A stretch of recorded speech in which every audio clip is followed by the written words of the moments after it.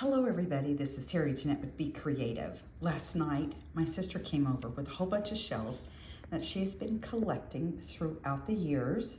She grew up in Florida and she's been to Hawaii, and she actually found some shells at a place called Bear Lake, which is close to the Idaho-Utah border, and has collected some things from that. But anyway, she wanted to give me some of them. She picked out her very most favorite pieces and put them back in this really cool container she has for display, and then she gave me the rest. And today, as a little thank you, I would like to make her something with some of the shells she gave me. These are the shells and items that I picked out. This is part of a sand dollar. They all have holes in them, and I have them laid out in the order that I want from top to bottom. And I'm going to use some hemp and some light pink and light purple wax cording.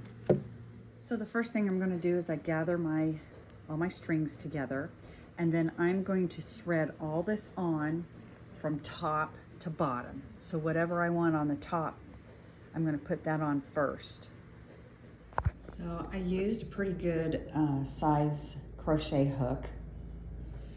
And like I said, I strung what I wanted to be on the bottom first so that they will hang properly, okay? And then I just started crocheting. I started out with a chain 3, and then I brought up a shell.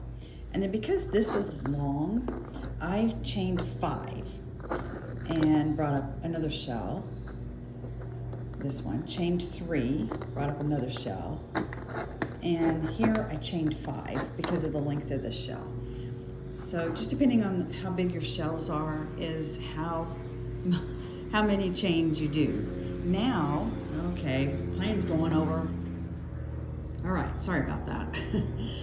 So once I got all my chains, I took one end and the other end and I pulled, just kind of stretch the stitches.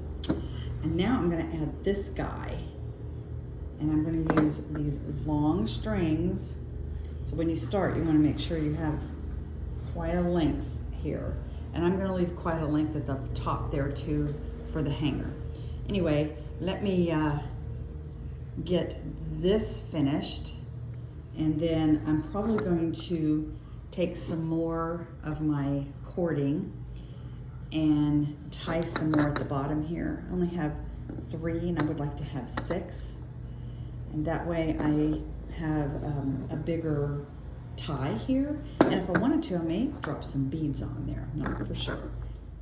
So I hope you can see what I'm doing here. I took a smaller crochet hook and I cut the length that I needed for some extra ties, and I fed it through one of the stitches, and then I'm just going to pull, I'm going to pull one side through.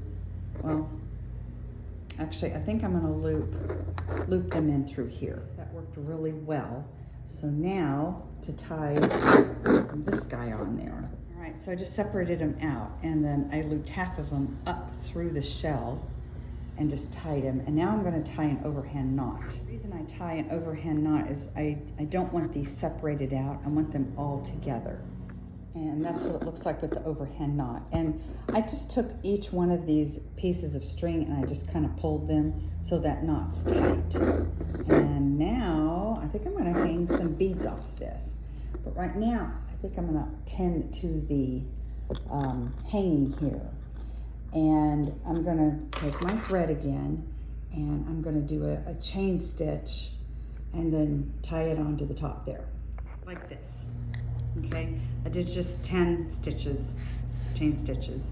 By the way, if you don't know how to crochet, I do have a tutorial that I will leave, so you just click on it. I'll leave the link at the end of this video, and you can just click on it, just in case you don't know how to do a chain stitch. Okay, so now I'm going to thread these into that hole and tie it up, and loop it around like this, and then that will make our hanger. So once I looped it or pulled it through one of those loops. I looped it around, and then I'm gonna take all these strings and I'm just gonna tie an overhand knot. Okay, so far this is what I have. Got the little hanger there, all my little shells hanging down, and they make some noise. And at this point, this is gonna be 100%, you could hang it outside or inside. This cording is fine to hang outside. I make my waterproof bracelets out of it, and so it is waterproof. So my decision now is, do I want to add some type of jewels to these, beads? When you start adding metals and beads, that's when it becomes not weatherproof. So decisions. Some others that I've done that don't have any beads on them, and I just frayed out the strings and just made little tassels, and I could do that. I think I'm going to hang some little seed beads. They're actually E-beads, a little bit bigger than those little tiny seed beads.